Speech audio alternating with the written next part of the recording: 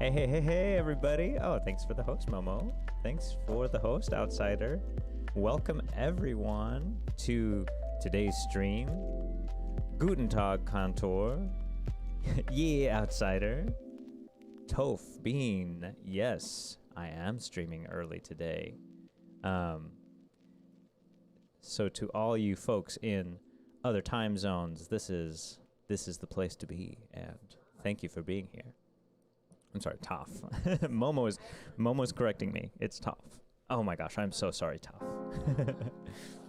Yes, I know, from Adla, I know. Thank you. Yeah, this is a nice background. I can't claim any credit for it. I scoured the internet for this background. It is what CD Projekt Red used when they were at E3 and had a booth, and they had like these huge screens in their booth, and the background of the booth was this background that you're looking at right now. And I was like, has to have it. And I found it and made it my background. Okay, so let's get started today. We're gonna do just a very brief overview of what we went through on the last stream. And then we're going to go ahead and keep diving into the world of Cyberpunk 2077 lore book, 200-page lore and art book, and talk about just everything Cyberpunk genre related, our favorite Cyberpunk movies, all of the Cyberpunk elements that we find in the Cyberpunk genre, and how we think Cyberpunk 2077 might express those themes and ideas. So let us go to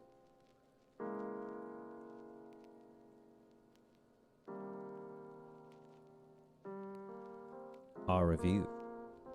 All right, so as we talked about on the last stream, one of the biggest visual influences of Cyberpunk is Blade Runner, the film, written by Ridley Scott, which is amazing.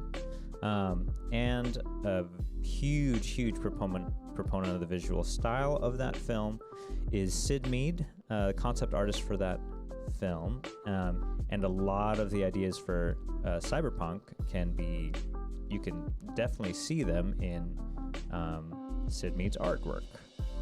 Everything from, and I think this is a great example, everything from the neon signage to the rain-soaked streets,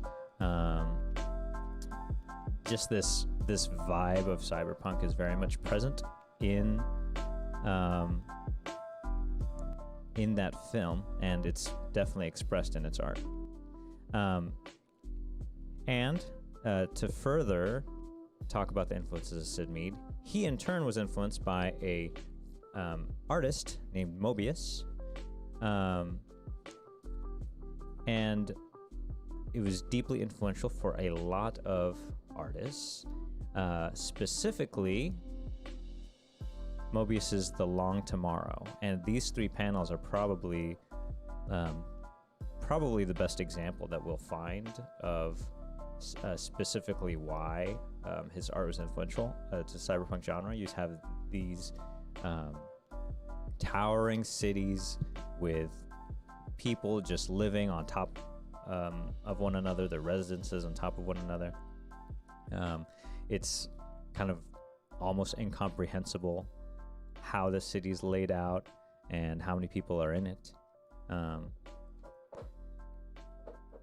so you see just more of those examples here in this specific work, The Long Tomorrow. You've got the flying cars. You've got a lot of the same cyberpunk tropes in that story. So now, let me go ahead and close out of that. And let us turn on our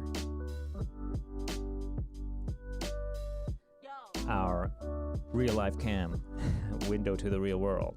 And as you can see, actually in my collection, because I am such a huge fan of the cyberpunk genre, digging into the visual influences of it, that I actually have here a copy of Mobius's Long Tomorrow, a copy that I found much less significantly expensive in Spanish. The English versions are all out of print and super rare and hard to find.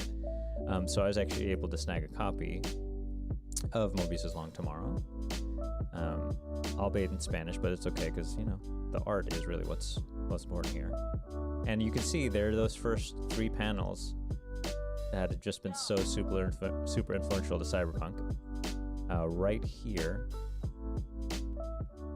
as one of the first pages. And here's that other panel. Well, this one's actually really significant too, that we pointed out. You'll see this entire page, actually, the entire panel, the majority of it is just this whole city. And here's our main character here in the flying car. But the idea is that essentially he's just a small piece of this huge city and everything that's in it. And this is just... Oh, oops. I forgot to transition it over. Hold on. There we go. Let's start over. That part. I'm trying a new studio setup here, and I'm looking at the wrong thing. But here's the Long Tomorrow. And again... Oh, that's really funny. Sorry. No, I'm glad Momo pointed that out. Here are the 3 panels. I'm trying a new setup where I can kind of mess with things behind the scenes, but if I don't transition to the right scene, it doesn't show. There we go. We'll look at those. And then here's that other panel here. I'm sorry, you thought you were lagging for a second. Nope. It was not you this time. It was definitely me. This is what happens when you... I've changed my setup so much. This is what happens when you make changes and you're like, oh, that's a good idea. Let's do that. And it's different. You gotta get used to it. There we go. But yeah, just remember everything I said earlier. Okay, so there's Mobius's Long Tomorrow. So happy to have this on my graphic novel shelf. It's like the only books I keep. Everything else is like digital novels and everything is like on my Kindle, but graphic novels I just gotta have them. And then we spent a little bit of time looking at the Cyberpunk 2020 lore book, Night City, and some of the cool art and stuff in there. I think the cover is probably the most really impactful thing of this book. It's really cool. So we looked at that, and then we dove into this wild 200-page book published by Dark Horse. And I remember someone in chat in the last time compare this to like the 30th anniversary of like the Aliens franchise and how it's reminiscent of that. And this is a game that hasn't even come out yet and already has that same treatment. It's 200 pages of art and everything. And it's about something that hasn't come out yet, but it's because, in a way, this game is like a 30-year celebration of the cyberpunk genre in general. And, you know, Cyberpunk 2020 came out, you know, decades ago. And here we are, you know, in 2020, with a game coming out from that same universe. Outsider says, I love the Night City book. It is so much love on it. It really is an incredible work of an in-fiction book.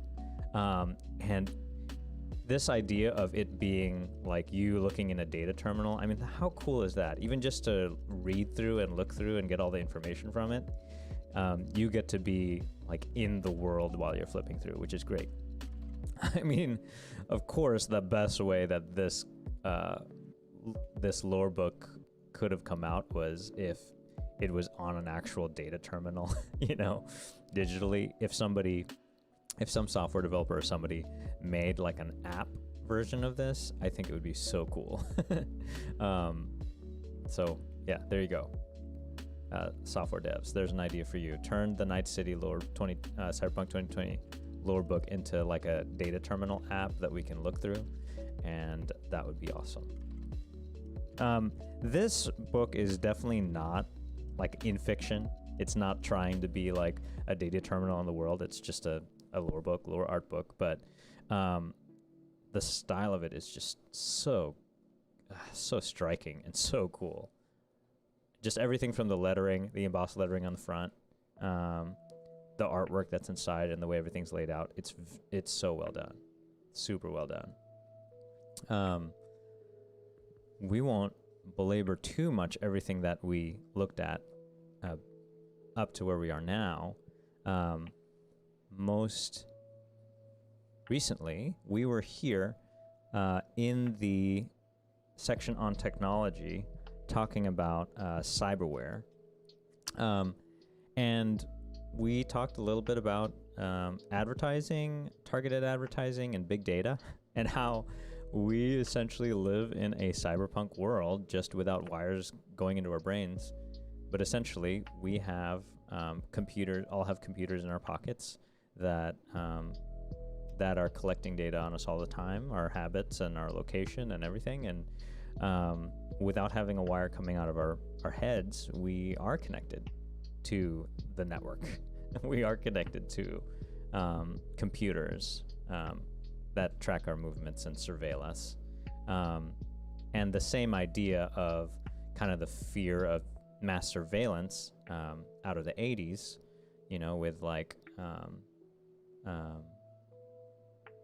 with like Brave New World and like 1984 and works like that. Those ideas have carried forward into William Gibson's work and Neuromancer, those works of literature, onward to other sci-fi authors and ultimately the cyberpunk genre itself. Those fears and those ideas were expressed in different ways. They took it as, actual silicon and wires being grafted into our bodies, and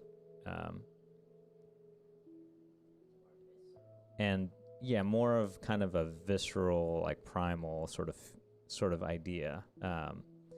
But in our current life, it's not as invasive, but it's a little more subtle than that.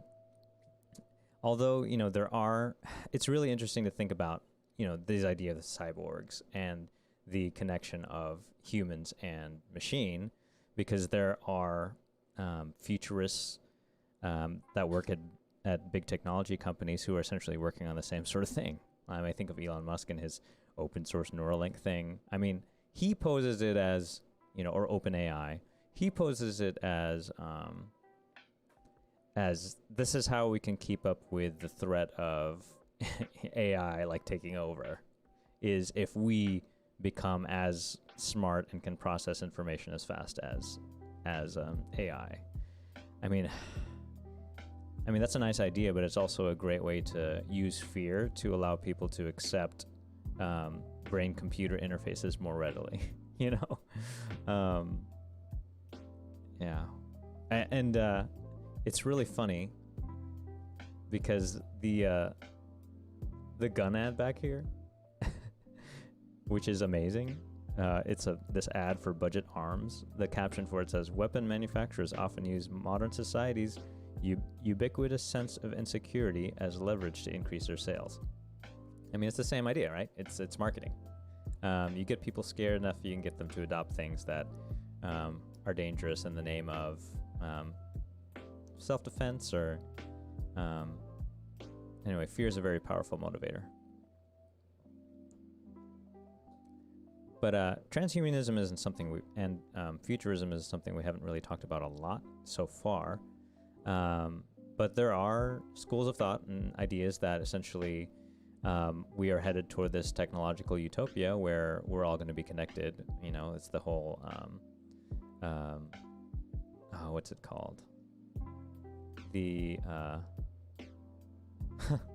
the idea that we're all going to be united together through technology as like one being or one thing. futurists talk about all the time. Let's see if I can find.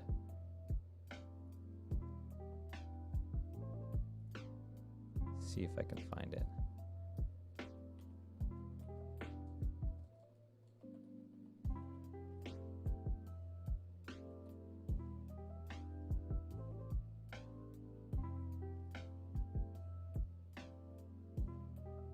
Oh, it'll come to me. But it's this idea that, you know, we're heading toward this whole utopia where we're all gonna be united together.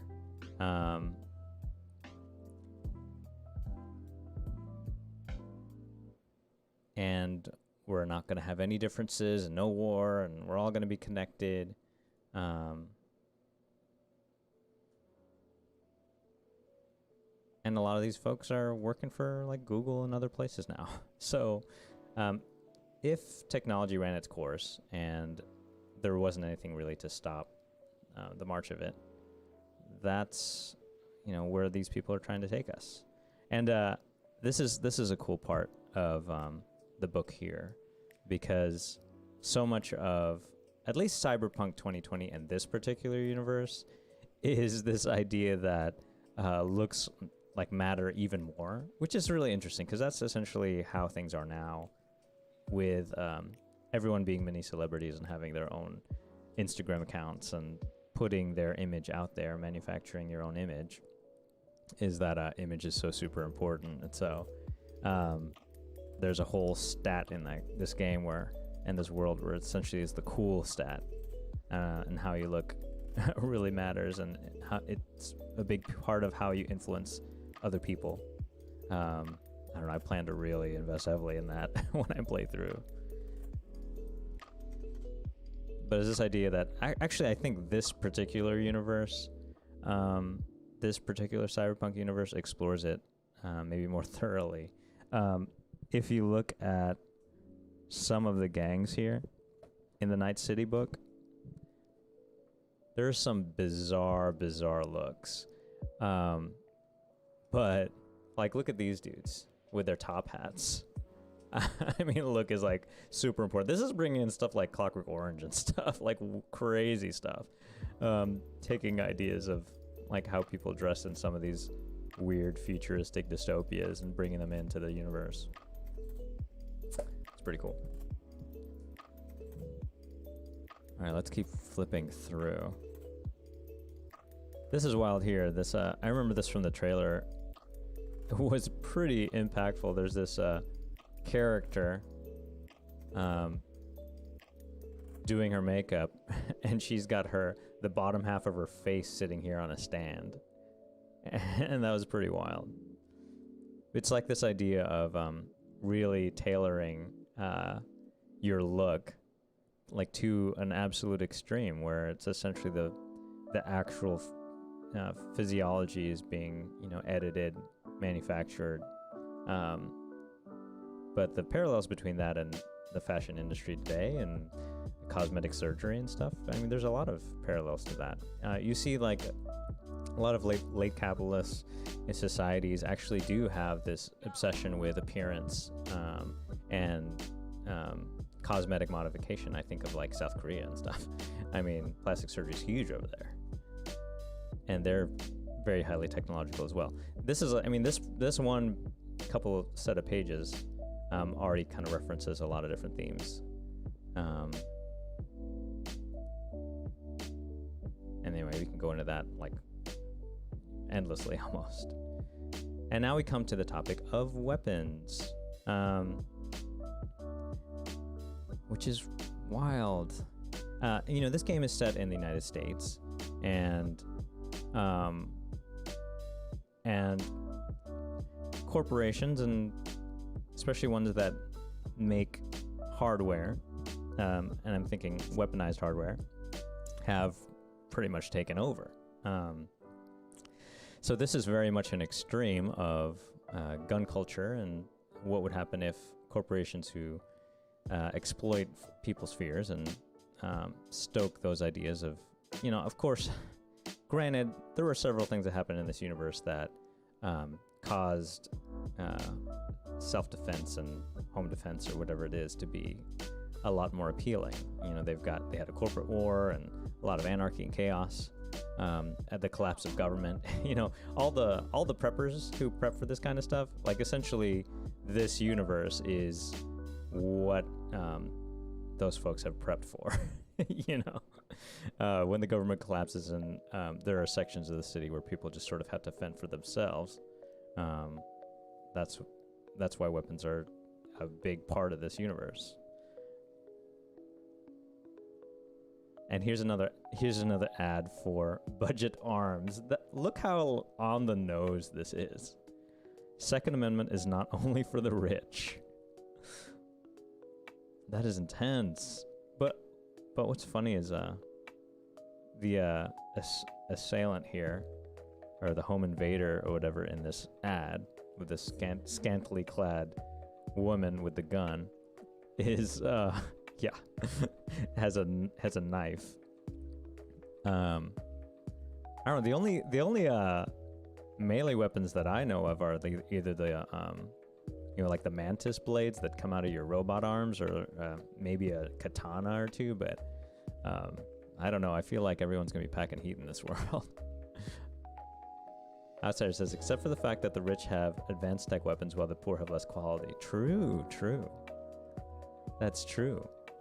But you know, like Budget Arms, and actually like a lot of weapon manufacturers, they appeal to people essentially. Part of their marketing is what Budget Arms is doing here on this page. They are trying to have people have a sense of security on a budget. Like, you may not have the $20 million or however much to get a tank that, you know, the military would surely bring down on your house if you had like a stockpile of weapons and tons of people using them. But you can feel more secure by having a modestly extremely expensive arsenal that you can have just to feel better. So buy our weapons, essentially.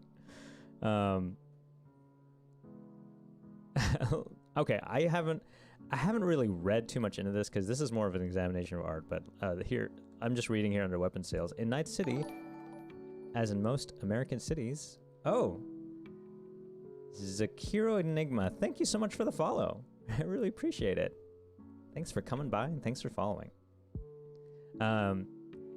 Here it says, in Night City, as in most American cities, you can legally purchase pretty much any weapon you could wish for. So that's freedom, right? American freedom. No problem. Welcome by. We are looking at some cyberpunk art and themes today. Discussing our favorite cyberpunk movies. All the crazy tropes in there. But yeah, really, I'm thinking about it, even like in Blade Runner and things like that. Essentially, that was followed somebody who was essentially like in law enforcement. I mean, weapons have been an integrally important part of cyberpunk since the beginning. Oh, check out these sweet logos for all these corporations. Consumer's Guide, a typology of weapons in 2077. Ah, turrets. This is wild. This is really cool. I mean, it's cool that, you know, whenever you're like a artist, it's almost like you have to essentially be an engineer too to design some of this stuff, because you have to think about like, how would this physically work? Like this turret, for example, like with that much firepower and the amount of recoil that this thing would have, like how would you keep this thing in the ground? So they've even thought about these kind of these pylons here. It looks like they drill into the ground to keep it in place. Zakiro, I dreamt I was playing Cyberpunk 2077 last night. I woke up bummed out. That stinks, dude. That person. That stinks. Like, I really, though, this game I am so looking forward to. And yeah, I mean, this is one way to do it. I'm so glad I pre-ordered this book, because apparently it's all sold out now on Amazon and everything. And until this game comes out, I'm just gonna, you know, curl up next to this book and just take my time and read through and kind of think about this world. Oh yeah, this is from that some of the gameplay reveals, a little spider bot, which is so cool. You know, what's really interesting is like with the articulated legs and stuff. I mean, you can see some of these ideas in companies like Boston Dynamics with their, you know, their Spot robots and Atlas robots, and how freaky they look. You can have a game like try as much as it can to kind of creep you out with how a robot moves, but seeing it in real life is like something else. It's wild. Oh, here we go. There's some melee weapons. Looks like this knife is like battery powered or something. So probably oh, it's a neurotoxin combat knife. Never mind. Those are like poison capsules or something. Oh, there are some sweet. I have a katana color coded for every outfit. That is hilarious and awesome. Tech ammo. Okay, that's cool. Okay, so you know what? I take it back. Like, this game kind of is in fiction, because you'll notice that I just even realized it, that these ads aren't just examples of ads. They're actual literal ads in this publication. Like, look at this ad for this travel company. Travel from Chicago to Night City in under 3 hours. So this book, I guess, would be, I don't know, it would be like a, it's really like a welcome to Night City book, like for somebody who maybe was new in town and wanted to know about Night City. I could see this being like in their information center when you first come into Night City. They would have this available, and you can flip through and know about Night City and the history of it. Oh, here we go. Here's a cool aspect of Cyberpunk 2 vehicles. Really, if you put a flying car in a film or a sci-fi story, I mean, that ultimately makes it. I mean, I don't know if what gets more cyberpunk than a flying car flying through a city. That's like quintessential cyberpunk. It's all because of Blade Runner for sure. SID and car theft. You know, it's pretty interesting to see some of the security features of cars by big tech companies. I'm thinking of cars like, you know, like Tesla's vehicles and some of the security features in there. Essentially, those are cars too, in a very cyberpunk way, that also have built-in surveillance. They've got their own version of pretty much like black boxes, cameras everywhere. So they can utilize that for security as well as surveillance. And in a lot of like court cases against Tesla, they just pull up the car's data and says, you know, the driver was warned 4 times about the obstacle in front of them, or to take control of the vehicle before the vehicle crashed. They can just look at all the telemetric data and everything that's in the car itself, to defend themselves as a company. You know, like the terms of service for a Tesla is probably like, there's probably like, I don't know, 4 paragraphs on you signing off saying you're okay with Tesla collecting all this data while you're driving it. And even, not even that, I mean, you think about car insurance companies who have apps on your phone, or app-based car insurance companies, they track like what you're doing on your phone while you're driving. So if you get in a crash, you try to do a claim, and they see that you were watching YouTube videos, like whenever you were crossing an intersection, they can essentially show that to you and say, hey, like, we're not paying for this because you weren't looking at the road because you had YouTube videos playing. Oh man, these interiors look sweet. That was one cool thing from the trailers and some of the gameplay they showed so far, is how much attention to detail they even showed the interiors of some of these things. I'm really curious about Trauma Team. I am curious too. Essentially, it's like that's they become their own like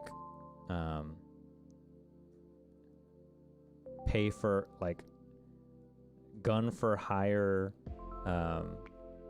emergency medical service Like they're not just awesome EMTs. They're like operators who would take you down if you got in the way of their client, between them and their client. So it's a wild idea. I'm wondering if you can get a policy to avoid certain situations. Like a policy with trauma team? Like it'd be cool if there was a point where you got powerful enough. I don't know if that'll ever happen. Because it seems like you're kind of an underdog in the game, at least in the beginning. But if you ever got to the point where you were powerful enough, rich enough, or made enough deals where Trauma Team had your back, that would be amazing. Or if you had like a deal with a corpo or somebody who were like, okay, you know what? As part of our deal, we'll have Trauma Team have your back. Like that would be cool. Oh, look at this sweet bike. Like, okay. One of the influences that I have, I've been thinking of all the kind of cyberpunk influences and different cyberpunk films over the years. And I've thought of like Ghost in the Shell and like Matrix and Fifth Element and some of these other films. And Akira. I mean, look at this bike. This is like lifted from Akira. This is like Akira the game if you have this bike. Oh, that is so sweet. You don't remember the girl in the 2018 Taylor had the medical insurance, probably Trauma Team that was platinum level 2. Yeah, I do remember. I'm talking about the like you as a player character. I know characters in the game have Trauma Team insurance, but I don't know if you as a player will ever get to the point where you could even afford to have Trauma Team take care of you, or if you could ally yourself with somebody who, I don't know, like had that much power. Yeah, I want insurance, LOL. I do too. That would be awesome, but it would be so overpowered. Like you're rolling in somewhere and like you get downed and then Trauma Team just jumps in and destroys everyone and bails you out. I mean, that would be a cool mechanic. I think it would be awesome. But who knows if we'd even get to a point in the game where that was possible. It would be cool. Now, it would be wild if at some point, I don't know, you had to like fight Trauma Team or something to try to get to somebody. That would be intense. That would be so hard. They'd be like one of the hardest people to fight in the game for sure. Because those guys, gals, peoples are no joke for real. All right, Brain Dance. And here's what's this, Judy? from like some of the latest gameplay they showed, some of the 4-hour previews that people played, or however much. Apparently, Judy's a romanceable character, so look out for that. It's cool to have like RPG bring back romance. I mean, besides BioWare, romance is so hard to do, so it'll be interesting to see how this game does it. Love is hard. Mom was over here saying love is hard. Yes, it is. It's so hard. Brain Dance. This is another interesting aspect that's really in a lot of like cyberpunk things, like this idea of, which is insane that we have VR setups right now. Like I like playing VR games. I stream them sometimes, and it's insane that all these people who are like into this idea made it happen. They really made this thing happen, and even Apple is working on mixed reality glasses. Facebook bought Oculus and keeps doing their R&D on it. I mean, VR is here. VR is real. Like the holodeck from Star Trek, like it's an actual thing. Like you look at like VR chat or other things, like people are hanging out in VR worlds for like hours and hours. I mean, it's here. As much as Oculus Rifts keep going off the shelves and selling out, like it's here. People are working out in VR. Like what's crazy is, the closer that cyberpunk gets to our current reality, the more surreal it seems our world is. Because this isn't like is this even like cool to the point of what if this could be real anymore? Because it is real. I mean, this is happening right now. So, as kind of I know it's sci-fi, but as like the techno fantasy aspect of cyberpunk, as it gets closer to the real world, does it lose mystique? Like pretty much every technological innovation mentioned in Star Trek, like video phones and stuff, has come to pass. Does that make Star Trek any less appealing or cool? It seems like the only thing that's left that hasn't been achieved in Star Trek is like the societal advancements. They're pretty much like humanity has controlled its emotions and are united as one species, you know? That's like the last innovation of Star Trek that hasn't really happened yet. I mean, you saw some with the EU and stuff, but it hasn't happened on that scale. But a lot of the technology has happened. Cyberpunk, same thing, except the politics is more akin to the real world, and the technology is also more akin to the real world. So is Cyberpunk really like science fiction anymore when a lot of the technology is actually happening? As Akira, I'm glad Braindance is going to have an actual position in helping the plot and quests. Really glad they're going to make it something important. Yeah, that was a big feature of the latest kind of previews, and it's a super interesting idea. I think it's a great way to, because the whole game is going to be essentially through your perspective and pretty much first person the whole time. That's the only way to really show stuff that happens that is outside of your direct experiences through Braindance. So it makes sense that it's a big part of the game, because it would be really hard to tell a story all through your perspective. Like, it would be essentially like trying to do a God of War, which is incredible in how it's all one camera, all from your perspective, and that's how it tells the whole story. It would have been very difficult to do that in a world like this, which has a ton more characters, lots of story. It's a wider scope of a world. It would be very difficult to do that. So it totally makes sense why Braindance is such an important part of the game. Like, it totally makes sense. I'm 25 now. I wouldn't mind in my 70s being able to get a skin cyberware that makes me look young again. Yeah, I mean, we were talking about that earlier when we were talking about like transhumanism and like cyborgs and cyberware and stuff, in that a lot of more technologically advanced societies have medical procedures that are all about making you look younger or look a certain way, like advanced technological societies or cultures or countries like South Korea, like cosmetic surgery is hugely popular there. Or you look at Silicon Valley, even in California. They have very much a synergy with the cosmetic surgery industry that does like veneers on people's teeth so they stay whiter, for longer. Plastic surgery to make you look 20 years younger. I mean, this is not outside of the realm of imagination technology. It's something that's happening now. And who knows, like with artificial skin grafting, like who knows, like maybe you can do like a face refresh where they can just graft a new like artificial face on you so you look younger. I don't know. I mean, it's not medically impossible. I mean, it could happen. They do face transplants now, actually, for people with like severely burned faces and stuff. But that it's even possible is pretty amazing. Of course, having all the muscles and stuff take to the new face. It's not the same. It's not the same as like your actual face, but face transplants are happening, and that's wild. Well, actually, Momo brings up this point because we were talking about this too. For VTubers, essentially, the technology is here to look the same age forever. Like, I am always going to look like I do right now for forever, which is weird and really crazy. Here's an idea that's actually pretty interesting with Braindance. This idea that you can take other people's memories and experience them for yourself, all the emotions and all the memories and everything for yourself.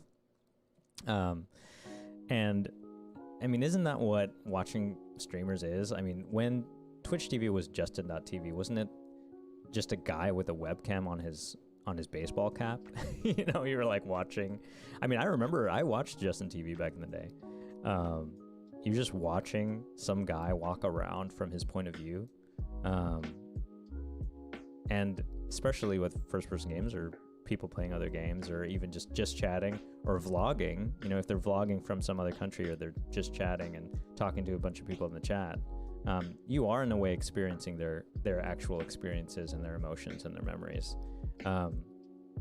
all through technology. So yeah, there's a lot of parallels between Braindance and what we're doing now. Recording brain dance cartridges, BD Shack. So there's this idea of how people are pretty much addicted to brain dances, or it's a big part of their entertainment. So it's like if if everybody if everybody watched Twitch on primetime TV, I guess, and you picked, it's like it would be like that essentially. I mean, millions of people do it, but yeah, it's kind of an interesting as if situation. Instead of TV, brain dance is like the thing to do. Akira, I went back and watched the 2018 trailer the other day. That weirdo guy that was trying to sell you something, I realized he was giving you a brain dance tape. Just give me a playable demo, man. I know. Yeah, it'd be cool. It's so cool to get hands on. And like all the previews, all the 4-hour previews, they were all playing a build through GeForce Now, like through like a cloud gaming service. That kind of tech makes it really easy for everybody, if they wanted to get a hands-on build. But they're pretty protective of their stuff and only want people to experience it as, a certain way. So I get it. I get why they aren't allowing everybody to play it.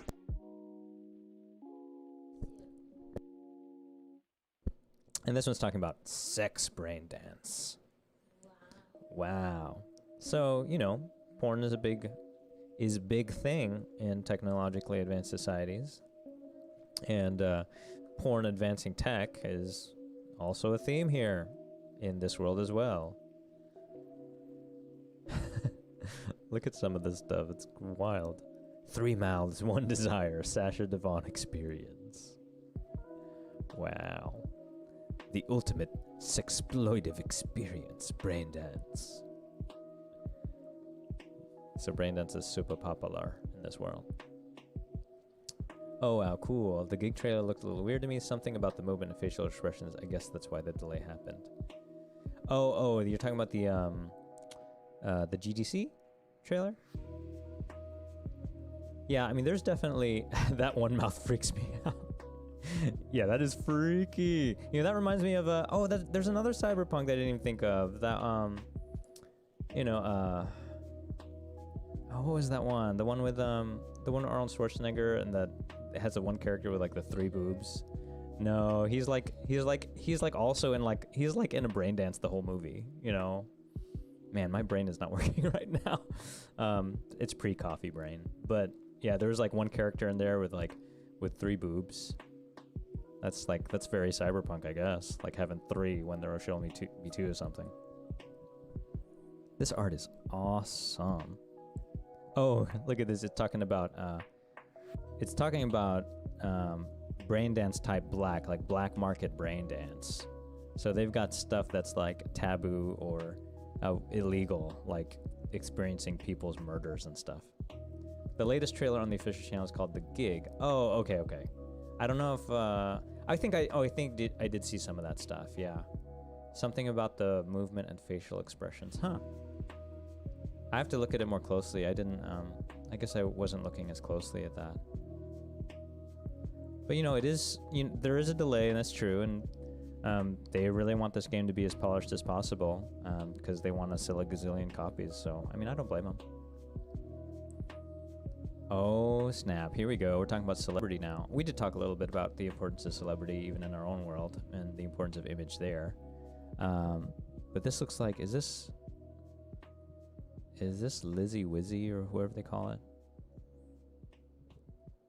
But this like chromed out body is so cool. Like I really wonder if we could even do that in the game. That would be so awesome. That movie sounds familiar. Yeah, I don't know why my brain isn't like picking up on all this stuff. There's these terms I'm trying to think of. But yeah, it's here. We'll find it real fast because I know exactly what movie this is. Let's see.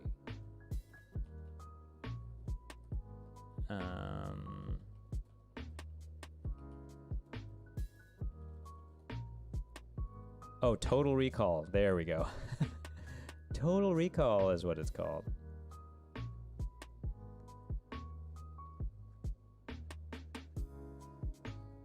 Oh, snap. This is interesting. Install at your own risk. Oh, it's a horror film about what? Weird that a movie like this, I mean, it makes sense that a movie like this would come out, but it would be, you would think that I don't know, maybe like the cyberware companies would like discourage something like this coming out. This is looks like a horror film about somebody whose cyborg arm has a mind of its own and tries to kill him, which is pretty crazy. There are some horror films like that already, even about like cosmetic surgery, people getting eye transplants and stuff. And then what movie was that, Momo? It was some movie about somebody who got an eye transplant, and it was like a killer's eye, and then it could see all the people that they've killed and stuff. So that's really interesting. Think about that. Other problems with brain dance overuse. This is wild.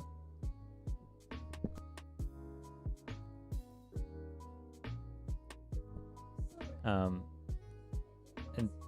look at these people with brain dance overuse. It's interesting because, you know, when World of Warcraft, I'm not going to say when it was really popular, because it still is, but at the height of World of Warcraft, there were these people who were like news stories about people who are addicted to WoW and how it ruined their lives. Look at this guy here. He like peed on himself. Like, that's bad. That's how you know it's bad, when you're like, yeah, actually there are Twitch streamers and stuff who've died because they've done it too long. So take care of yourselves and hydrate, everybody. So yeah, there are definitely parallels to the real world, for real. Let's see, Outsider. I'm loving the art, so good. I want brain dance. Hey, you too can have brain dance with a VR headset. Or I don't know, if you could record your experiences using a 3D camera and have other people play it without throwing up, that would be awesome. Malk, hello, welcome. Thanks for stopping by. But yeah, it's just wild. Like, every page that I look at, it's like, well, yep, that's in the real world. Oh yeah, that's here too. Oh yeah, we've got people who are addicted to technology. Oh yeah, we've got articles talking about people addicted to their phones and stuff all the time, and how social media actually makes you more anxious and depressed. Yep, that's real. That's a thing that we're dealing with right now. Hey yo, how's the punks of cyber so far? So far, so good. We're just flipping through, enjoying this book, and talking about how pretty much everything in Cyberpunk is in our real world. Net running. Oh, this is cool. I know there's a whole hacker subculture and stuff that actually do this kind of stuff, except not in a cool, like, cyberpunk looking interface. And there's some awesome video games with the same theme. This is such a diversion. This is such a totally not what this is about right now. But I do want to share with you something that I really enjoy a lot, that has made me very happy. And that thing is called Hacker Typer. So if you go to hackertyper.net and you think about all of the hacker movies that you've ever seen, like Sneakers and everything, and all the crazy code that they're throwing on screen at once, I wanted to just kind of show you how Hacker Typer works. And how that works is whatever you type on the screen becomes hacker code, like this. Does it work? Oh wait, I have to actually click on it. There we go. Oh yeah. Check me out. I'm totally hacking into this mainframe right now. I'm hacking so hard. Hacking so much. Access denied. No, we gotta get around that. Let's go. Oh no. I have to write the code. My hand tracking is so advanced, I know. It really is. I bought a $15,000 GPU to track this new model that used a 3D scan of somebody's hands, so it looks as real as possible. Anyway, that's hacker typing. That was an entirely unnecessary diversion from what we were talking about. And wow, I'm actually stuck in here and I don't know how to get out, so that's awesome. I got too stuck into the world of hacking. But yes, that's Hacker Typer. Enjoy it. Use it in all your student films about hacking. So yeah, enjoy that piece. Back to hacker immersion. Yes, hacker immersion. Be immersed. Yeah, if you ever wanted to freak someone out, just like, I don't know, stream them a video or something of you like hacking into their computer using Hacker Typer. But anyway, yeah, net running is cool. I wish actual hacking had a cool like Matrix looking interface where you're like running around in there. Of course, it's a lot less glamorous than that. It's people like stuffed into a room with like a ton of computers networked together, and it's super hot and there's probably no air conditioning, and you're probably in Eastern Europe or somewhere. Bartmoss and the death of the old net. Okay, so this is really, actually this is an awesome part of the lore. Let's talk about Cyberpunk internet lore. So, they had to do like a break between the Cyberpunk 2020 universe and Cyberpunk 2077 universe about the internet, because back in the day, the lore, lore, Momo 2020, the lore. Okay, so yeah, we're gonna talk about lore right now. So, in the old Cyberpunk 2020 tabletop, and I'll bring up the Night City book here as visual reference. So in Cyberpunk 2020, if you were playing as a hacker character, you could hack from anywhere. Like you could hack from anywhere, just plug into a terminal, and you had a whole different set of rules for your character. You like had different skill checks and everything, but it was all remote, and essentially your physical character wasn't really that much in danger. So from a gameplay perspective, that would be pretty not as exciting if you as a main character would just be plugged into a terminal the whole time. And if you wanted to play a hacker character, you're just sitting like in that concept art from earlier. I don't know, where is it? There's a concept art from earlier of a guy who's like just sitting in his room all like with his energy drinks everywhere and plastic bags and oh, here we go, this one. So like essentially if they kept that same mechanic for Cyberpunk 2077, we're talking about game design too.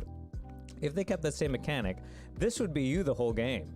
You would be all scruffy and stuff, plugged into this terminal, and you'd just be sitting here the whole game. I love plastic baggies. That was a shout out to your plastic baggies, which are very essential for, you know, gameplay and streaming and art and all things important. So yes, plastic baggies, reduce, reuse, recycle.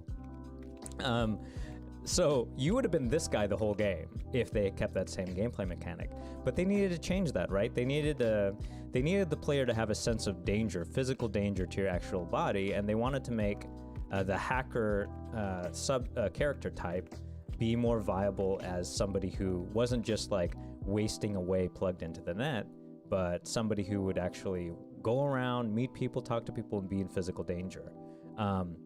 So they wanted to change in Cyberpunk 2077 to you having to plug into local terminals in order to hack closed networks in local spaces.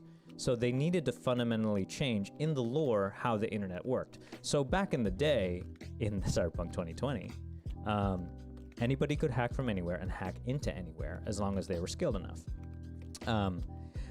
What they needed was some in-fiction reason why hackers couldn't just hack from anywhere anymore. Why they needed to go to be able to hack in local networks. So what they did is they created a essentially an in-fiction reason for why the internet changed. And what happened is there's this legend of this hacker who was fighting in the Fourth Corporate War. They were attacking a data fortress, and what they did is and I'm looking at what it's saying here on the page too. They unleashed a bunch of like deadly programs and AIs onto the net, to the point where pretty much anybody who would connect to the old net could get taken over by these rogue AIs and terrible programs and all this stuff and either go crazy or die or whatever. Like terrible things would happen to you if you plugged into the net. So what they had to do is essentially, as opposed to like rogue AI's Monka S for real, that's a whole nother topic of Cyberpunk 2. It was on like Bungie's Marathon, and it's in System Shock 2. It's in a lot of games actually have that theme, but you know, Terminator, of course, and a lot of other awesome works. Yeah, rogue AIs.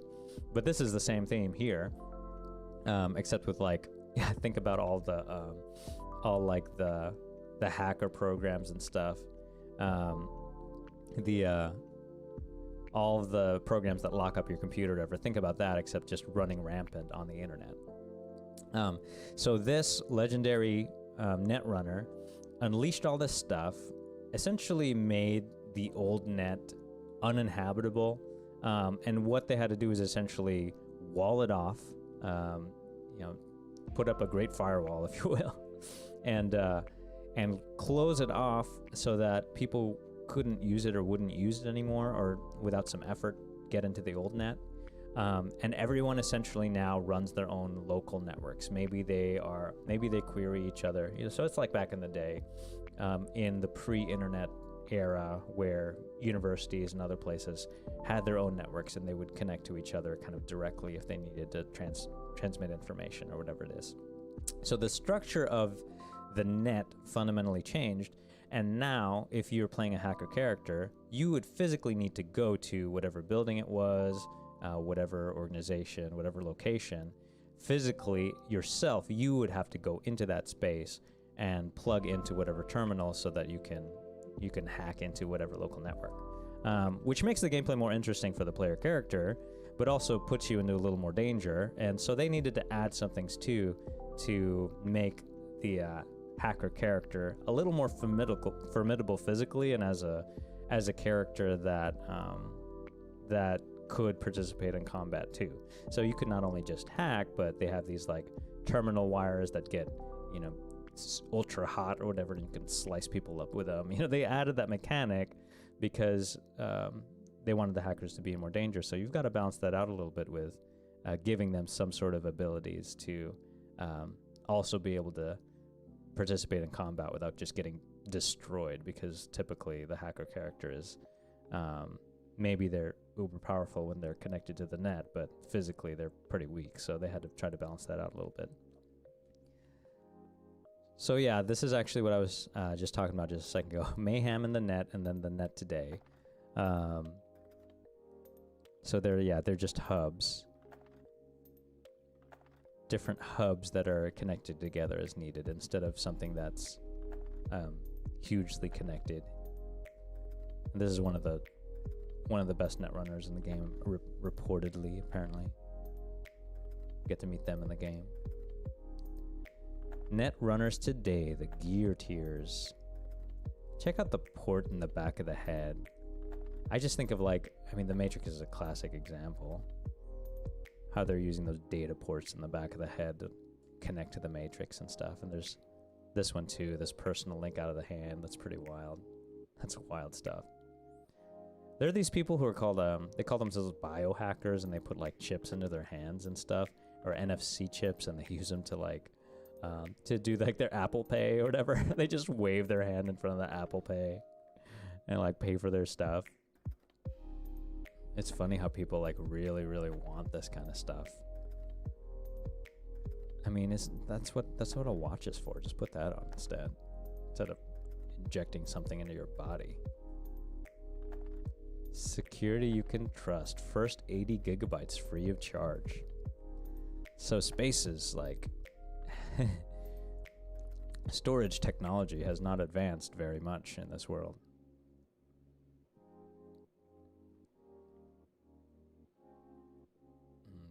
This is some pretty cool looking stuff. Pretty wild. It's interesting in that the cyberware can look either more discreet or more just like overt. Yeah, I'm all geared out, and I guess people would it's according to kind of what the technology needs, but also just kind of your preference for your look. Like, do I want to look like some robot roboted out person, or do I want to like kind of hide it more, look more human? All right, and here we get to Night City, a huge character of the game in the different districts. So this is really interesting to me too, to kind of see what the city is going to be like.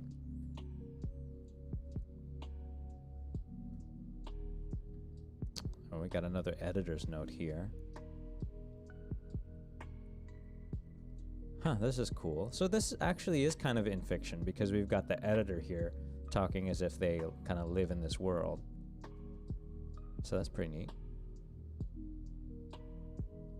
2074, a Knight's Legacy. Here's a picture of Richard Knight, the founder of Night City. He was also trying to do kind of a utopia, and you can see what happened to that. This is an awesome nighttime view. Oh, how cool is that? That's probably going to be my favorite thing, is to find in-game like a really cool overlook just to look out on the city. Oh, it's going to be so awesome. Pretty much like this view, except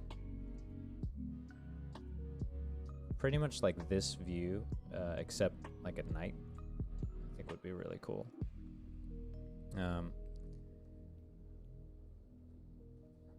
And here are the different districts of the city. This one's Watson. First part of it is Little China. So we're here, looks like it's more of, well, city center's a little south of Watson. Little China is a little north. So this is actually probably one of the more dense areas in Night City. And I think they showed off either downtown or Little China in some of the first gameplay reveals, because this looks very familiar.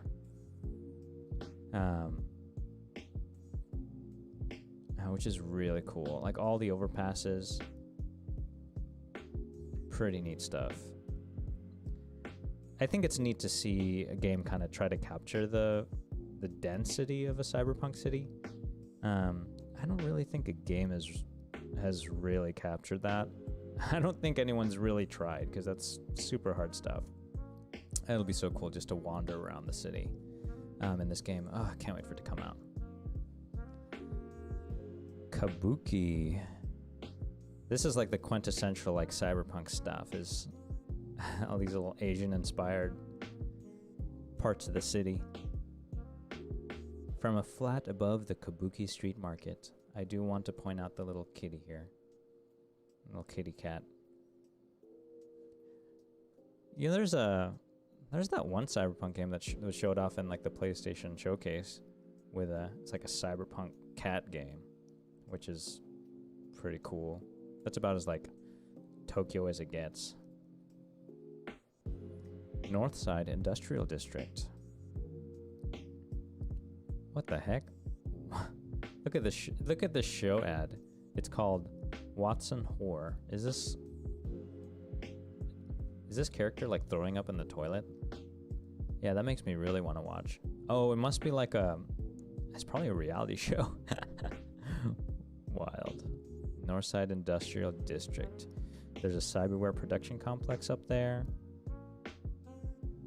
Looks like it's a little more run down, very industrial.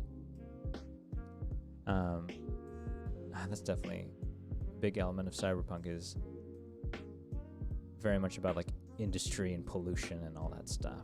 Definitely be seeing that in the game. Westbrook is the next part. Looks like there's a neighborhood called Japantown, North Oaks, and Charter Hill here. Japantown, primarily inhabited by people of Japanese descent. I would not have guessed that. Japantown Avenue. So cool. Oh, look, it's a doll shop. A doll shop in Japantown. You know, they're just figurines for the fans to have. Looks like we've got lots of different shops. Looks like a commercial center, shopping center of the city. Charter Hill and North Oak, we've got some skyscrapers that I guess are condos. East-facing view of the North Oak Hills. Okay, so they're condos with a view of this really nice area. Looks like a very nice, well-tended, naturalistic-looking area that serves the purpose of being a nice view for the people who live in the high-rise, expensive condos that are right next to them. Can't wait to watch this playthrough. I can't wait to do this playthrough. Neota says, I need to play this game so much, why do I have to wait? I feel you.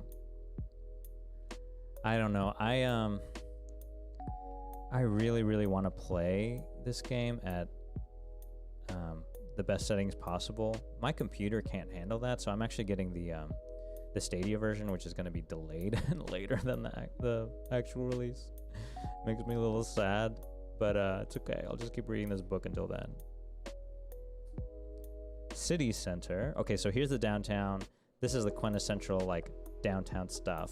So I'm really looking forward to seeing what this will look like. This will be some of the most interesting areas of the game to me. Milk says, same, I want to play. We shall suffer together. I think so many people are looking forward to this game, which is why this art book is sold out. They just want their hands on that sweet, sweet lore. And looking at that art will help pass the time until then.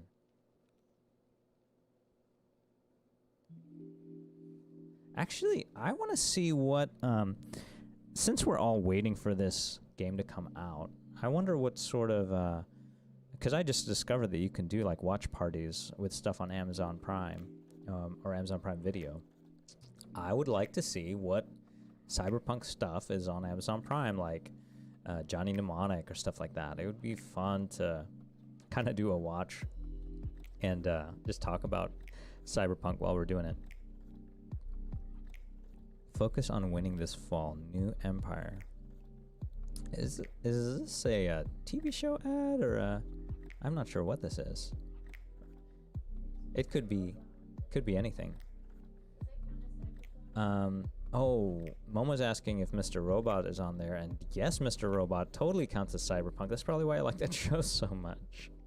It totally makes sense. Downtown Street. A real man's smell. This could be anything. It could be a fragrance. It could be a condo advert. No idea. I just want to stare at the environment forever. I do too. I mean, the amount of times that I just like, whenever I start my computer, before any of the programs turn on, I just kind of look at my desktop background and I'm like, I want to go to there. Is maybe a little embarrassing how many times I do that. Can we all watch Blade Runner, please? Hey, if it's on Amazon Prime Video, we can. I don't know if it is, but I'm gonna have to do some research. So chat, research, research. I'm giving you homework. Research Cyberpunk shows and movies that are on Amazon Prime Video for us to watch, because that would be fun. Now let's keep flipping through. Now we're gonna go to Haywood. So let's see. Looks like we have a contrast of more well-maintained, well-to-do people, along with less maintained, unsavory types living in the same neighborhood. So let's take a look at that. Oh, that is cool. South-facing view of the Glen, air quality index 252. So this is like a really polluted, unkept part. Wow, there's still some industry. Wow, how cool is this?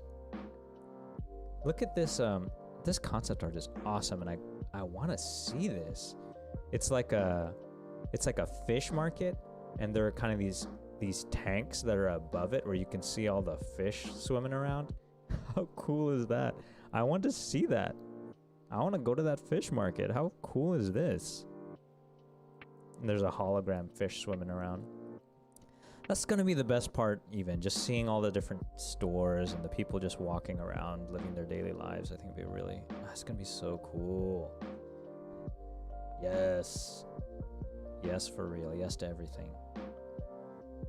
That's gonna be so awesome. Vista del Rey, the poorest part of Haywood, dramatically afflicted with poverty and violence. You know, any large urban center, even as technologically as anything is, you'll have a significant population of people who, are just in poverty. In a lot of ways, there's some accommodation for folks who are down on their luck, but it's just always been a part of cities and always will be. And that's not even cyberpunk at all. That's just real stuff. That's like everyday stuff. Santo Domingo. We've got Arroyo and Rancho Coronado in here, which I don't know what these neighborhoods are like. Let's see. One of Night City's oldest districts. Its unique location saved it from destruction during the Fourth Corporate War. It became a shelter for tens of thousands of refugees, and they relocated from there. And now it's the city's industrial park and power plant. Oh, okay. So it's just going to be a bunch of like refineries and factories and stuff. Waste disposal facility. Here we go. This is what I was really interested in because, if you're into city planning at all or even played SimCity or something, you have to think about like where does all the city's waste go? Where do they generate their power? All of that stuff. And where's their main industry? And every city has to have that component. So it looks like they really thought about the design of the city and where that would go. And Santo Domingo has some of that stuff. Look at this. I love the ads in this book. So cool. I mean, really, like I'm already like getting into the world just looking at the ads. Look at this this freight company ad. How cool is that? They essentially took like a cargo container and just made it like a hovercraft, and it's so freaking cool. No idea how they're keeping that thing afloat. There's got to be some kind of crazy anti-grav deck or something, because I have no idea just looking at that how that would even work. Just from a physics perspective, how that would even stay afloat. So yeah, I do not know what the tech behind that would be. That's definitely more sci-fi than in our real world. But I guess if you can have flying cars, that makes sense. If you can have flying cars in this world, you can have flying freight ships in this world.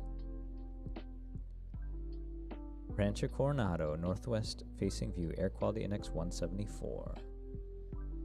So a smaller number is better, I guess. Certainly looks better.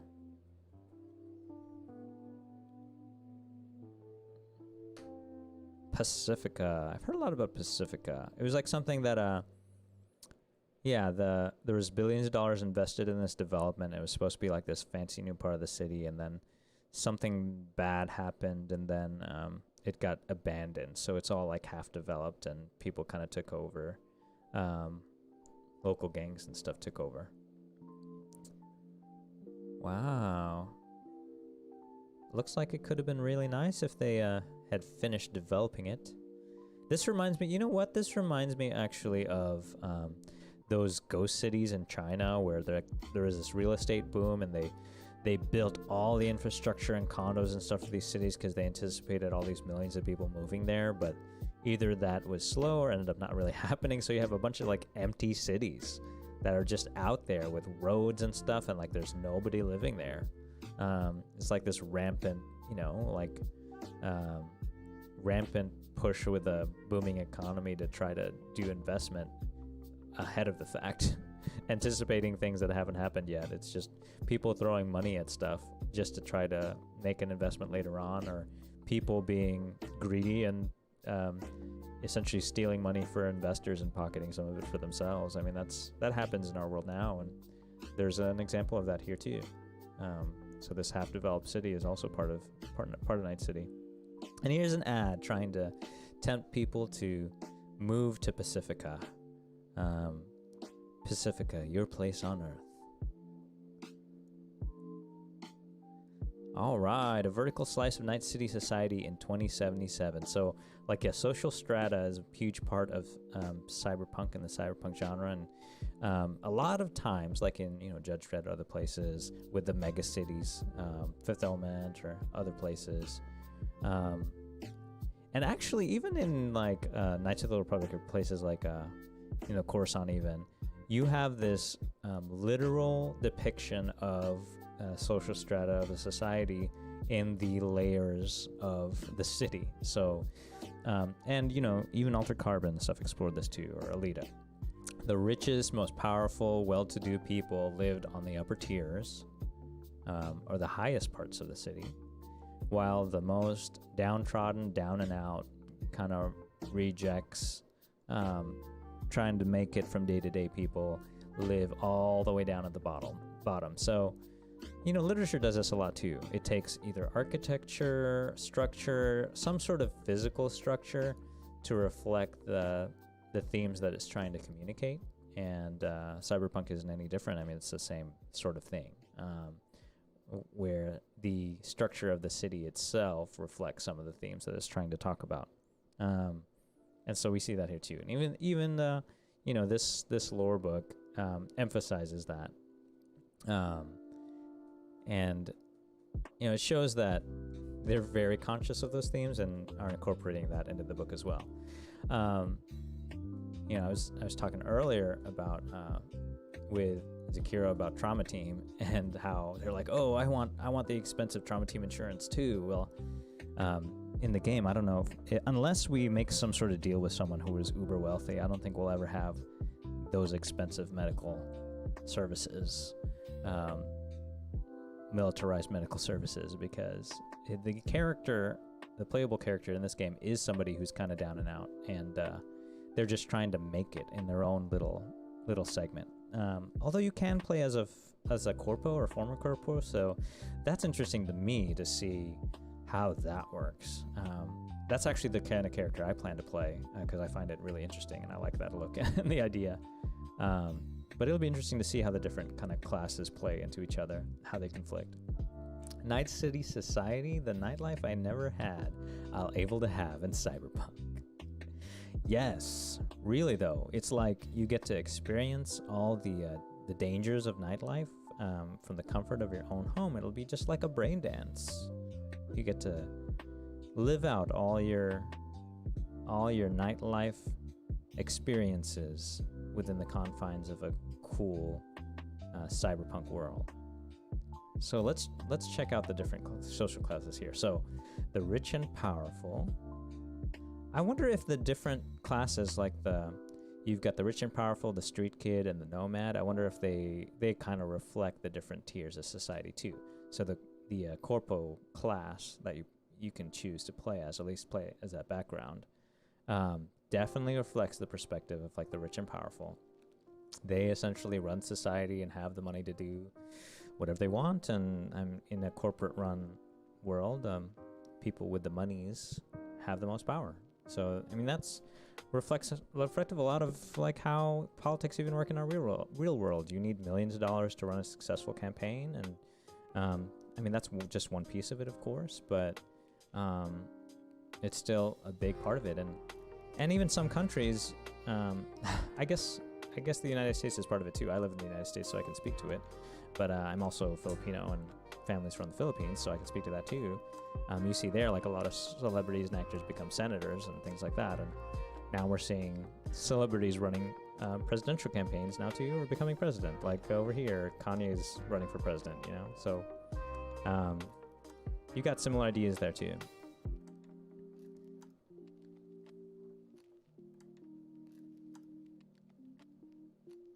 Now, there's one of the corpos you meet in the trailer. An ad for some cyberware eyes. Oh, this is a cool shot. I'm going to read the caption of this one. Most mid-level corpos adopt a work hard, play hard mentality, consuming stim drugs while on the clock to achieve maximum productivity and indulging in mood elevators during their brief periods of downtime. So that's interesting. If you're like a post-corpo, maybe you kind of got burnt out on the life, work hard, play hard life. That's so interesting because actually, it's like, you know, the people who wrote this game or made this game examined the corporate life in the real world too, because a lot of that, it also reflects that too. I mean, you also have people who kind of are high rolling and make tons of money, live the same kind of life, and do similar things. If you make more money than you can spend, but have very little downtime, it's like, well, what do you do with it? Okay, here's some profiles of the corporations. I mean, which is cool. Sure, that's important. I just love all the logos. Oh, here, we had some interest in Trauma Team earlier. They're their own group. It's such an interesting group. Known as Trauma Team International, or simply TT, this corporation is well known not only for the medical services, but for their paramedic rapid response system. And they all have guns, and you know, it's really funny because nurses, actually they started out as the very first nurses were Templar Knights. They were Knights Templar. Those were the first nurses. So they were essentially knights who, you know, they were all armored and stuff, and they had funding to go to war. So they had as much of a military background as they did a medical background, and the Trauma Team is essentially the same kind of thing. That's one of the more interesting groups in the game. It's pretty wild. So here we go. It's like there's the smaller subset of super rich corpo people, and then the struggling middle tier. But before we go there, can we just appreciate the types of looks that cyberware can give you? Oh, this is a band in the game. This is a band called Us Cracks, which is very interesting. I'm gonna read this. Gangs for life. I'm gonna read this caption. Despite the fact that bands like Us Cracks are products of cheap and obvious corporate marketing, each of their concerts gather hundreds of thousands of people. I mean, isn't that like, in the before times when we had concerts, isn't that essentially how a lot of those people are too? Manufactured personalities that have a huge following. And you see that, of course, in, you know, all the idols in countries who have idols, how very much manufactured there are. The struggling middle-class tier trying to earn their money without selling their body and soul to the almighty corporations. So actually that probably is like the street kid class. Or essentially that's the kind of character that you are. You're kind of stuck in the middle, just trying to make it, and trying not to sell your body and soul to the corporation. Actually, one of the most cyberpunk films that I've seen recently that isn't like quintessentially cyberpunk in its like look, you know, it doesn't have rain-soaked streets and neon signs, but it's called Sorry to Bother You, and there's a whole subset of people in that film that that essentially contract out the rest of their life to a corporation. The corporation gives them all matching jumpsuits, and they live in these like dormitories with bunk beds, and they get to live, quote unquote, off the street and in a place for free, and have their food and stuff provided for them. But they essentially sign a life work pact where they're just stuck there and they just work for the corporation. And if you're the struggling middle tier, at least in this world, it's like you're trying to avoid that sort of fate. I read this, here's a kiddo enjoying their brain dance or something. I guess this is this is virtual reality. But I read this article recently about somebody who tried to live their life without using any big tech at all. Like no Microsoft, no Google, no Facebook, no Amazon. and they said it was impossible. I mean, I'm even thinking about just my day-to-day life. Like, I could try to do that, but then I couldn't stream on Twitch or YouTube or Facebook. I guess Twitter isn't exactly big tech, but it is big data, so I mean, I wouldn't count that either. So I couldn't Periscope. I couldn't do anything having to do with streaming. I couldn't open up my work email because that's a Microsoft product. All of our single sign-on stuff is Microsoft. I have tons of stuff in a Google Drive. I'd have to get rid of all that. All my photos are backed up to it. I buy stuff on Amazon all the time. I mean, so much stuff is like big tech, and I have benefited from it, and I'm, part of me is okay with the data they're collecting. It's just like, it's weird because advertising is just one of the little pieces that rubs me the wrong way a little bit, but everything else, I'm like, yeah, heck yeah, I'm going to use your products because they're convenient for my life.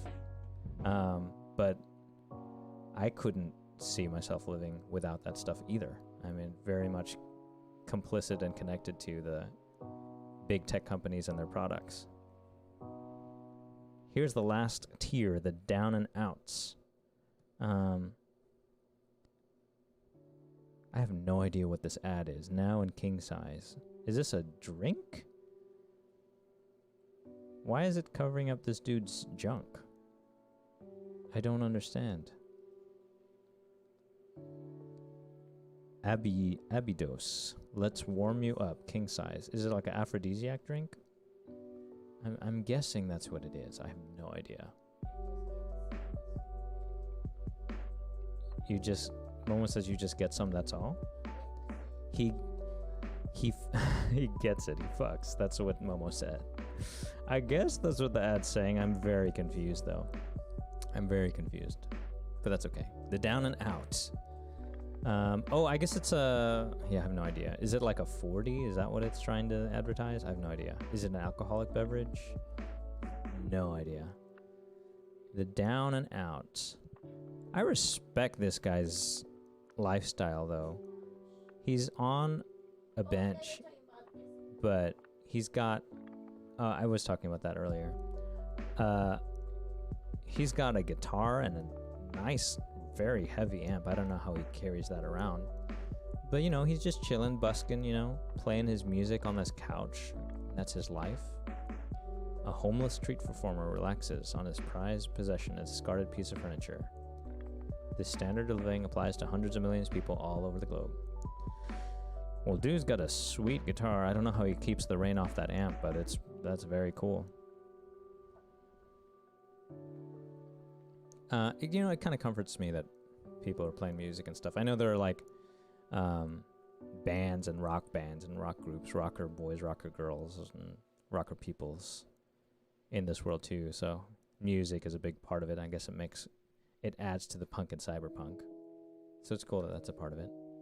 Okay, and here are the nomads. So I think the three different characters that you can choose from as far as their backgrounds, the corpo, the street kid, the nomads, they do reflect like the different social strata. So you can kind of pick and choose what not just like player class, but societal class you start out with, or what kind of background you have. I don't know, maybe I'm interested in corpo because I live in... Oh, thank you so much for the follow, Beanbird. Thank you for coming by. I really appreciate it.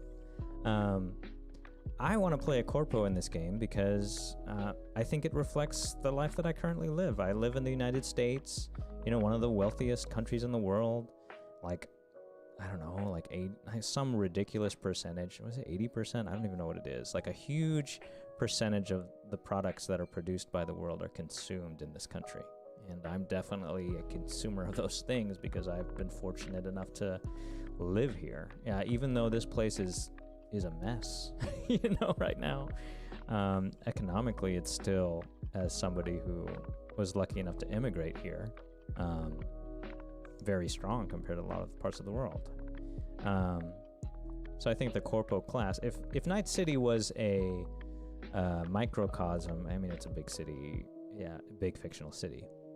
But if it was a microcosm of our entire world and our world society, if I were to fit in one of the 3 player classes based on social strata, Corpo would be where I would fit the most. And I'm interested in the idea of a character with that background existing in this world and what choices are available to them and what they would do. So that'll be kind of my playthrough. I know a lot of people are interested in the other 2 as well, the Nomad or Street Kid. But yeah, Corpo is the class I'll be playing. If you are excited for this game, I would be interested to see what kind of class you would play as. Like, would you rather do the Street Kid or Nomad instead? Or would Corpo be the one you pick? I'm interested to see kind of how those different characters play out and what the different options are to them. So we hit Chapter 5, Law and Disorder. I remember seeing this concept art. It's so cool. So you see, here's Trauma Team working on a guy, keeping people away. Looks like they got hurt somehow, and Trauma Team's working on it to try to resuscitate this lucky insurance holder with Trauma Team. And this is just about the law enforcement gangs and nomads, I guess people who enforce some sort of realms of law and control over different areas of the city, some in conflict in the same areas. So yeah, this is interesting. This actually is in fiction, because the editor character here is talking about how the next 2 articles were written by one of their contributing writers who are writing about these different factions. Law enforcement. So there is still some sort of government police here, even though corpos kind of have their own sovereignty as well, and they kind of run things. There's still, I guess, a municipal police force. So that's interesting to think about. Like, how do they relate to corporate entities? And I think the latest gameplay trailers and previews show a little bit of how they relate to each other. Like, the corporates have some say and some influence over what police does.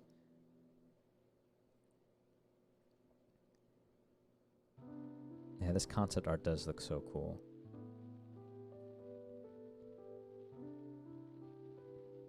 Meet your neighbors. Night City Police Department. So this is a recruitment ad for the Night City Police. Night City Police Department. Be part of the elite. Serve and protect, now recruiting. That's funny. Really funny. Ooh, gangs. The bad and the ugly. Gangs are so ubiquitous in modern cities that we've grown accustomed to their presence, especially in poor districts. This is cool. Look at these tattoos. That is a cool looking character. That's, this is something that was really neat from Cyberpunk 2020, and even in the Night City lore book, are all the different gangs and their wild, crazy looks. Like the gang with the top hats over here. There's this gang called the Juilliard. They're street performers? And are they mimes? They are mimes. This gang takes the motto, kill a mime, go to jail. They're like mime gangs wearing jester hats that carry on, well, at least this one's carrying around some sort of gun and a baseball bat. So I'm really interested to see like how the different gangs look like, because their look is like so important. Oh, here we go. Oh, sweet. So it's a similar thing. It's just like the Night City lore book. It's going through kind of the different gangs and their insignia and their looks. So Maelstrom here let's see. It talks about their turf, philosophy and structure. Maelstrom philosophy is dictated by an obsession with cyber technology. So Maelstrom are all the people who've like replaced their eyes and stuff with all this like cyber optical wear. And they're trying to replace as much of their bodies as possible with cyberware. So that is cool. And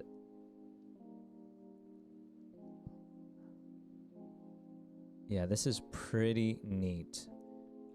Looks like they're trying to they think the flesh is weak. There's actually a lot of like religious philosophies that have this idea that our human physiology is like less than, that it's tainted somehow, and that you need to reach some sort of enlightenment, you need to kind of reject your physical form. And it seems like the Maelstrom have that idea, except instead of like a spiritual body, they're trying to adopt a technological body. And it really does mirror a lot of futurists and technologists' ideas of what the future ideal form of humanity looks like. And so the Maelstrom is that, but to an extreme, and with the language and culture of a gang. So yeah, that's Maelstrom. So you can see. So you can see kind of their insignia and their look and some of the tattoos and stuff that they have here. The animals. So let's see. Oh, it even estimates how large of the gang of this. Large they are. Looks like there's 1,300 members of Maelstrom. The animals, there's 2,500 to 3,000, divided up into small packs. What is their philosophy? They're fascinated with the feral, primal side of human nature. Perceive this aspect of humanity as the border of man and animal, and are each on a personal quest to cross that border to establish themselves as a new dominant human subspecies. Okay, so that's interesting to me. Look at this. They're like doing like a MMA style battles between each other. So it looks like they I don't know if they use cyberware to that effect, or like chemicals and that kind of stuff too, but it looks like they're trying to live according to their primal instincts. I don't know if they each have like spirit animals or whatever, but they do like cage fights and stuff. Shows of physical brute force, the animals. All right, so that's interesting. Looks like the main look that unifies them are tank tops and huge muscles. That's what makes you an animal.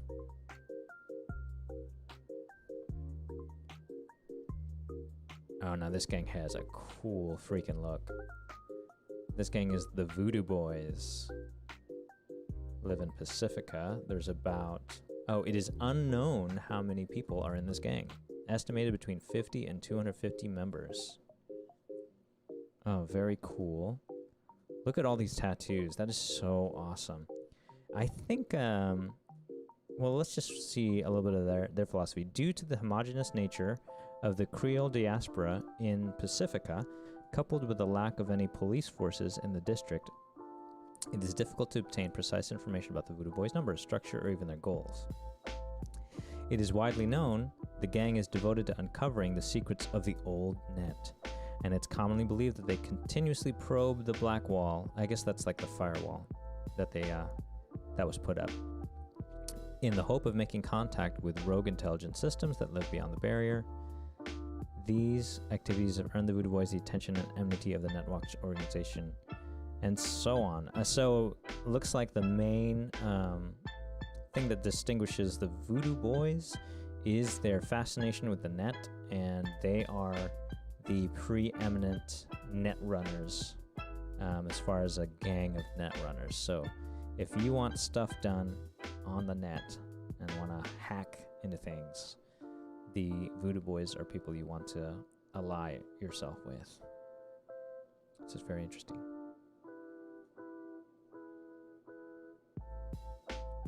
And it says threat level low, extreme in cyberspace. So do not mess with the voodoo boys in cyberspace. But I guess in real life they don't overtly pose serious danger. But man, I might be liking the look of the voodoo boys the most so far. It's so cool. It's really cool.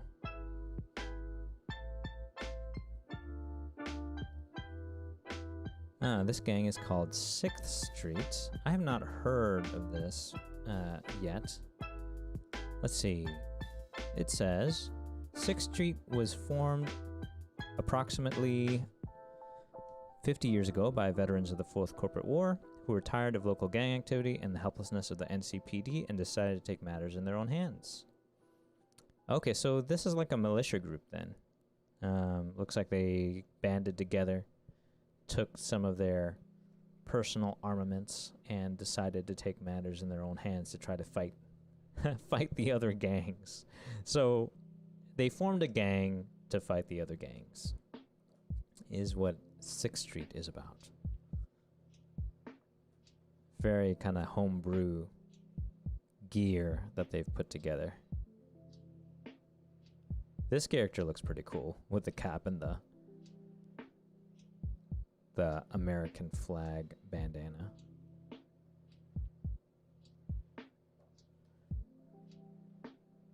Ooh, what is this? The Mox? Who are you? They're like the sexy gang, apparently. Let's see. Philosophy and structure. The Mox were formed during the riots that occurred after the death of Elizabeth Lizzie Borden, a strip club owner and former prostitute who is known for treating her workers fairly and defending them from violent clients.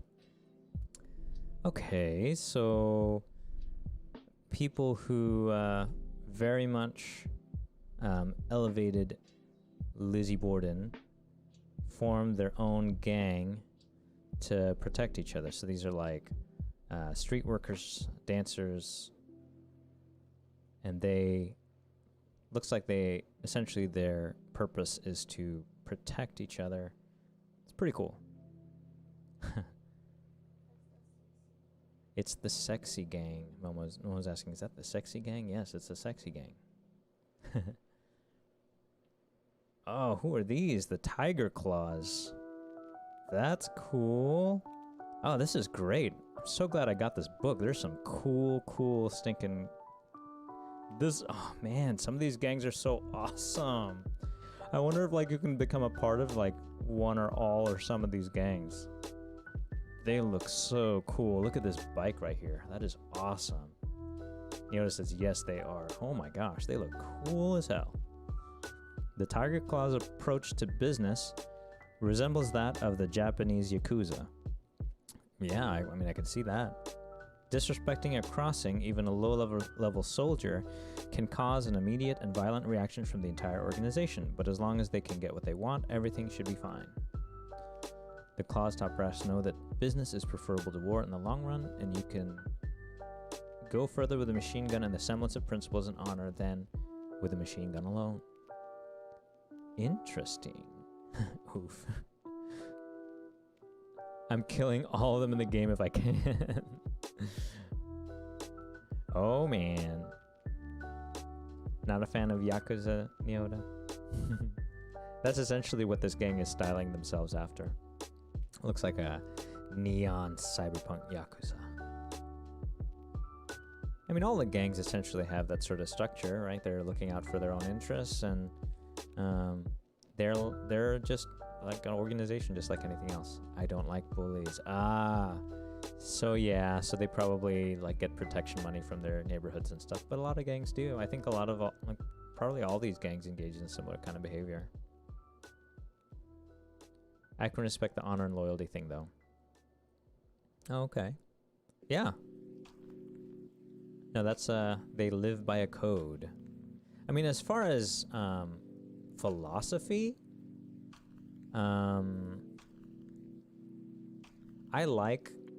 I mean, Maelstrom, okay, I don't know. I'm not really that into tech that I want to change my body into besides virtually as an avatar, but into like a computer or robot.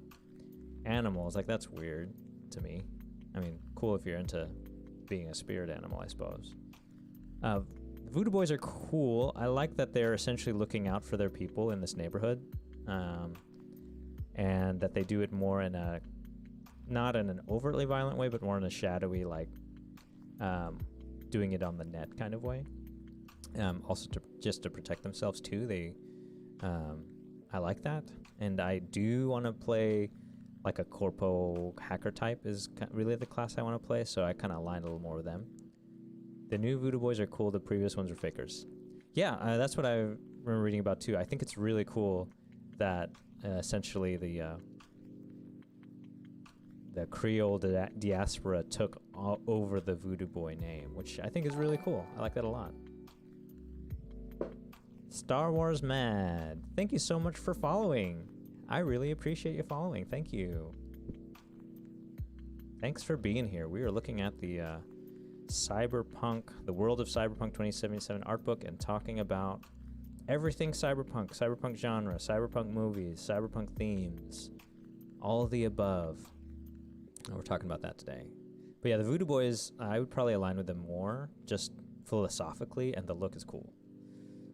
6th Street, I mean, cool, I guess. I get why they exist, but I don't really find them compelling. The mocks are just stinking cool. I like that they're also looking out for their own. That's really neat. And yeah, philosophically, yeah, it makes sense to me. As far as the look so far, the Tiger Claws look freaking cool. Like, they look badass. So cool. I don't know. It's like this interesting kind of mix of like cool Asian neon Japan, like Japan motorbike subculture mixed with like Yakuza sensibility, loyalty, that kind of thing. You know, it says this only makes me want the game even more. I think that's the idea. It's like if you were looking forward to Cyberpunk, you know, as much as I am like looking forward to that game and like the Cyberpunk genre, if you had any overlapping interest between those two things, you'd probably have gotten this book anyway. But yeah, reading through this book makes me want to play this game even more. Of course, that's the idea. I mean, yes, it's a published work and you can own it as a, you know, a book on your shelf and enjoy the artwork. But it's also marketing too. It's in fiction marketing. Very effective in fiction marketing. It makes me be like, dang, I want to buy this game and hang out in this world. You know, it says I need to kidnap CD Projekt Red CEO to have an early copy. Hopefully you don't have to go through that length, those lengths to do it. That might be a bit harder to do than just becoming like a games journalist or some sort of outlet to do that. I think it's a little easier, yeah, to maybe become a press outlet or start doing some VODs or something to get an early copy of this game. But yeah, Tiger Claws look awesome. I'm so happy that this book has a section on the different gangs and how they look. These folks are the Valentinos. Who are they? They look pretty cool too. But what are they about? Let's see. Wow, they're about 6,000 in this gang. Very interesting, like, symbology, like with the skulls and stuff. That looks cool. And you've got like a kind of Virgin Mary type figure over here. The majority of Valentino's gang members are of Mexican heritage. Oh, cool. But other races and ethnic groups are welcome to join. Members tend to integrate quickly, adopting the Chicano culture by celebrating various Mexican holidays and customs like Dia de los Muertos, Quinceañeras, Semana Santa, oh cool, or Dia de Nuestra Señora de Guadalupe. Very cool. Actually, Filipino heritage celebrates what is it? Santang Gabi, which is Sacred Night. It's similar to Semana Santa, I think. I'm not as familiar with that tradition, but very interesting.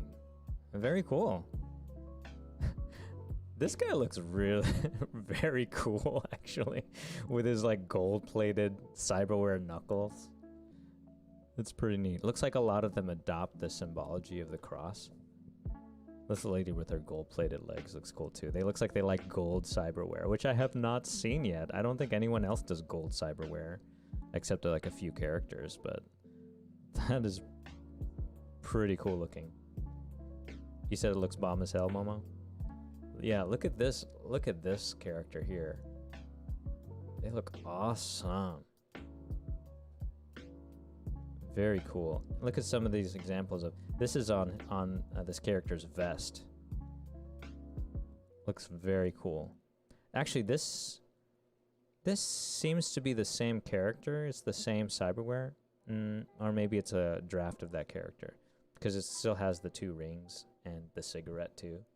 Except the hand here either has a glove on or just the cyberware itself is a different character. But it looks like this character has an outfit with a vest with that on it. It looks awesome. It's so distinct, the different looks. I really like it a lot. Very cool. The Valentinos. And these are the error number 13 info missing. So they don't have a logo that we can identify, but their gang is the Scavengers. Estimated gang size unknown. Not enough data available, so we don't really know anything about them. I don't know if this is just kind of a catch-all for anybody who's not affiliated with any of the other more formal gangs. Let's see. Scavengers don't obey any particular philosophy. They don't care about anything but themselves and profit. They are merciless and immoral, and their methods are far from sophisticated. Scavs aren't afraid to get their hands dirty. The loosely defined gang has achieved a monopoly in the body parts aftermarket, since their customers would rather pay for human organs and secondhand cyberware than get into the gore business themselves. Okay, so scavengers prey on people and sell their parts for parts. So that is super evil. They're probably like the lowest of the low, and everyone probably hates scavengers. So that's scavengers. Interesting. So it's interesting to see a gang like this, because then, you know, they're universally hated enough that no matter who you end up allying with in the game, you'll always have some sort of enemy, or at least somebody who's out to get you or who will fight against you. And the scavengers seem to be a nice, they serve a nice role for that, in that, you know, if there's an encounter that needs an enemy, and depending on who you're allied with at that point in the game, they can just sick scavengers on you, because they're just trying to kill you no matter what. Wow, so those are the gangs. Oh, those were so cool. I don't know which ones you think are the coolest, or which look you like the most, or which philosophy you like the most of a gang. But that's a really neat look at all of the different ones in the game, and there might even be more that they don't talk about, but these seem to be the most significant ones, so that's really cool. Nomads, the roving refugees. Okay. Most nomads prefer fashion that prioritize function over form, and they carry bags and satchels so that their essential supplies are always within reach. Many also decorate their skin with tribal identifier. Oh, okay, so the nomads have tribes, which is cool. Nomads emerged as a separate caste of society during the collapse at the end of the previous century. Looks like nomads mainly live outside of the city. And they're moving across the country with their cars and families as their predecessors did. That's cool.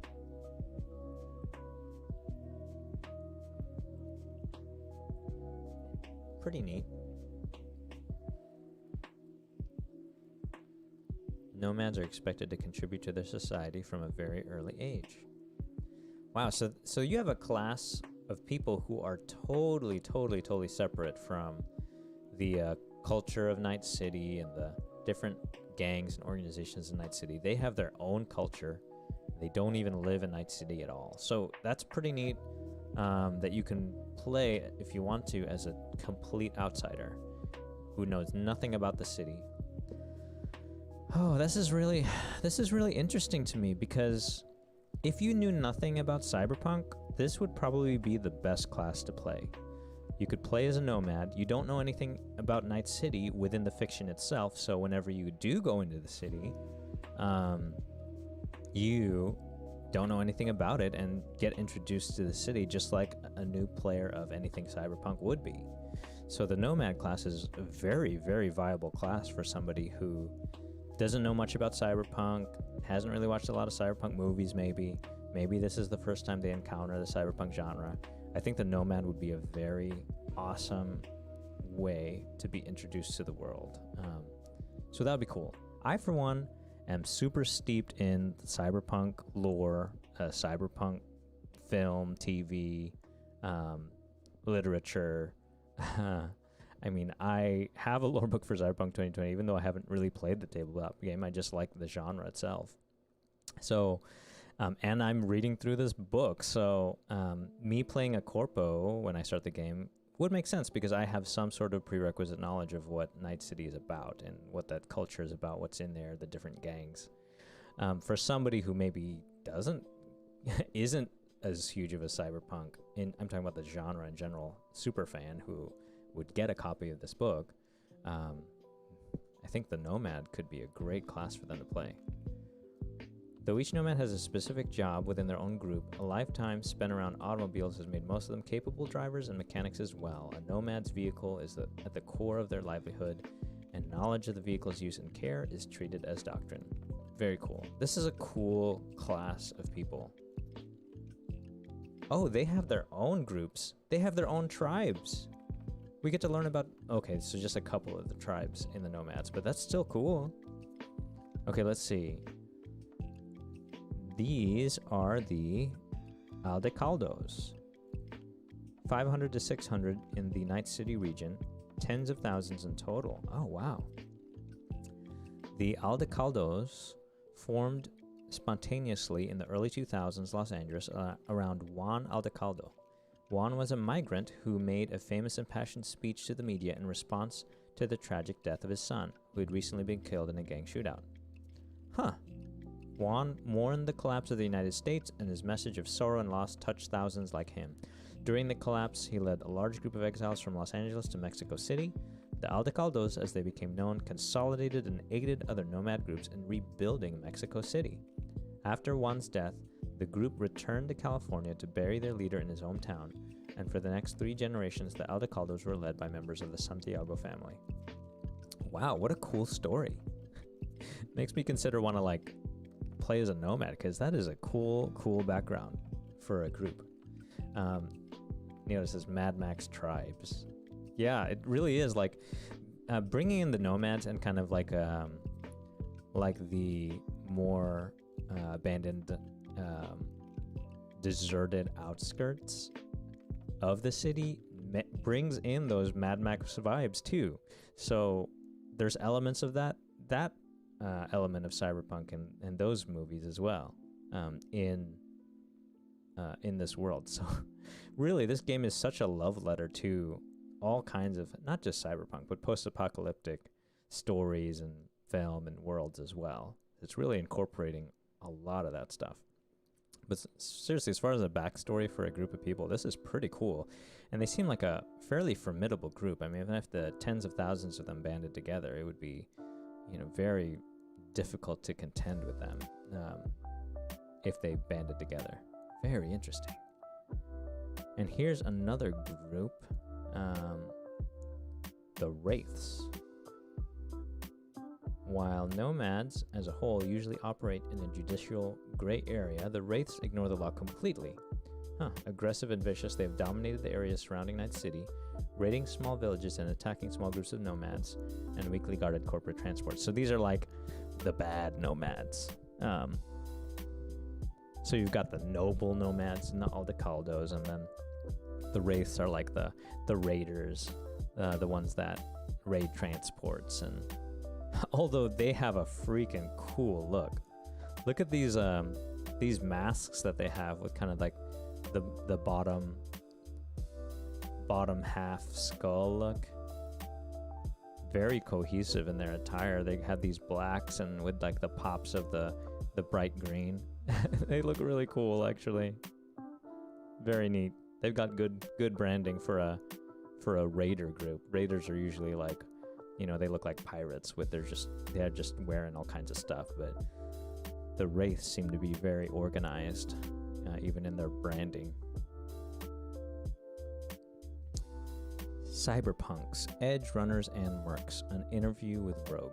I think this is the last section of the book. Oh, wow. Ooh, who's this character? She looks cool. Cyberpunk icon, ex-mercenary, and world-class fixer, Rogue has been living the quiet life in the decades since she was a major player in the world of Edge Runners. But her influence can still be seen today all across Night City. That is, if you know where to look. This is a cool,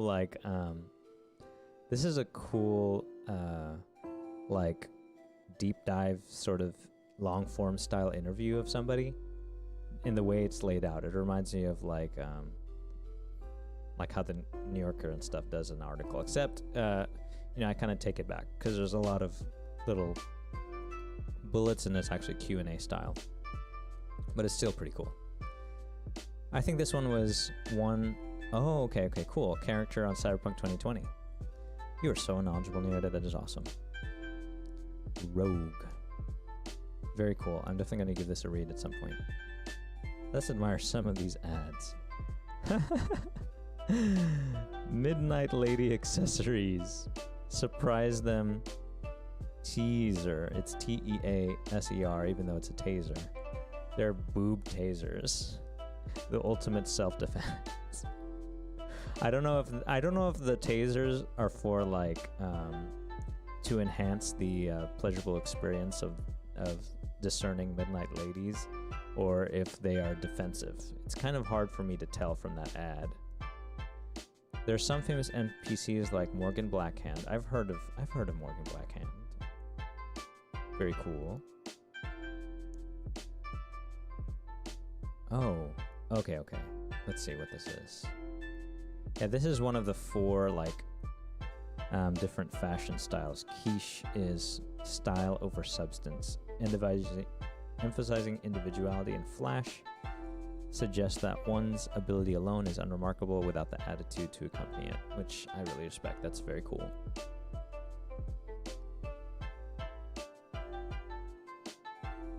And here's the Afterlife Club.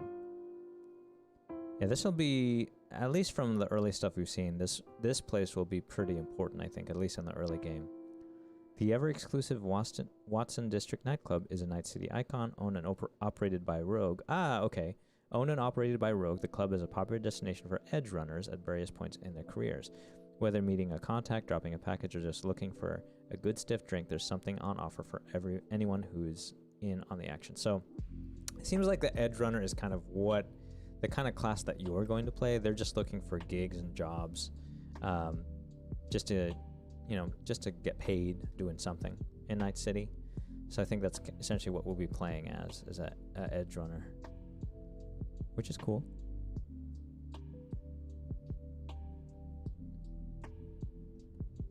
This is an interesting interview. I'm just going to read one answer that Rogue gives here. Sorry, I had to try. So to rephrase the old slogan, you think that real cyberpunk is dead? Which is really interesting to think about, especially with all the cyberpunk stuff that's come out since the genre was first created. The rebel part of it? I think so, yes. Back then in 2020, the good old days of 2020. It was a global movement aimed against the mega corporations.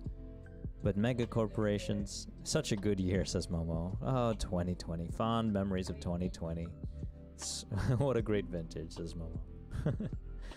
But mega corporations have lost a lot of their power in the past 50 years, except for in the free cities like Night City, of course.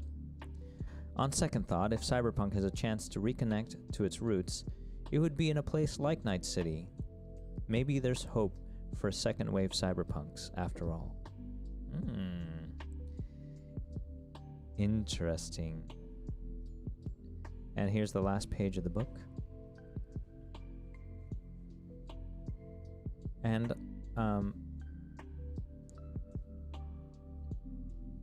there's this quote here at the very end.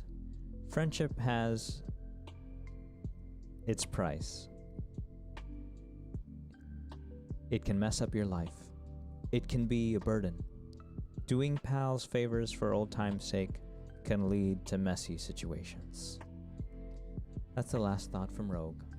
And actually, what I really do want to leave you with is this ad in the very bottom of the book, very last page, from Mr. Stud, which says, all night, every night, upgrade now, version 3.0 free. And with that, we end a quick look into the world of Cyberpunk 2077. Sexual mod, says Neoda. Oh, yes. And then reflecting back a little bit on, and actually there are a lot of parallels to the Night City lore book from Cyberpunk 2020, all the way back to Mobius's The Long Tomorrow and how that was super influential in the visual language of Cyberpunk. And a lot of artists like Sid Mead with Blade Runner and Blade Runner itself influencing so many other things. But yeah, that's the world of Cyberpunk. Just a quick peek at some of the art and visual influences of the Cyberpunk genre and a trip through the world of Cyberpunk. 200-page book exploring the lore. I really enjoyed the different gangs and the different looks, and I'm really looking forward to just sort of being in this world and checking out what the game does with some of these visual ideas and themes, and I think it'll be really, really neat to play through it. And I am curious to see all the classes that different people play as, all the different things that people discover. I just want to see how this game, because there's so many opportunities in a game to explore lots of different themes through story and other areas. I want to see what CD Projekt Red does with the cyberpunk genre with this game. I think it's really promising. I think there's a lot that they could do with it, and I'm very, very, very excited. So I, along with all of you, am really looking forward to this game coming out, and I'm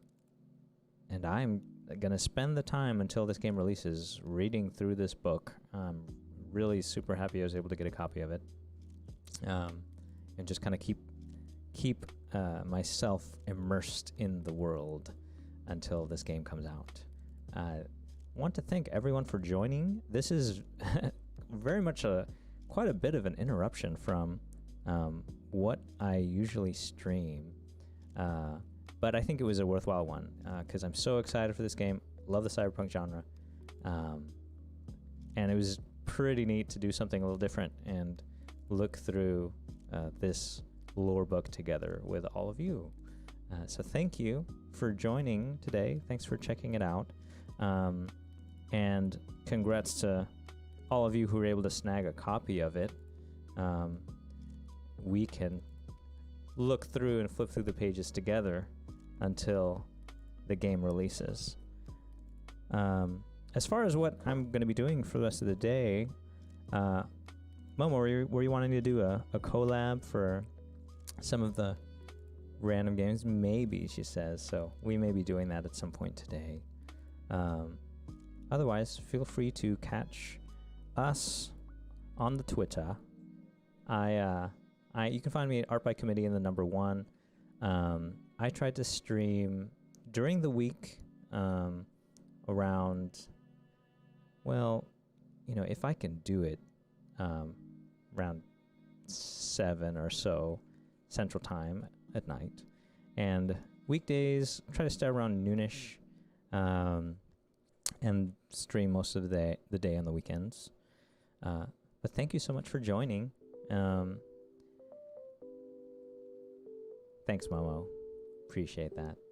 Thanks, everybody, for being here. I really appreciate it. And with that, bye-bye.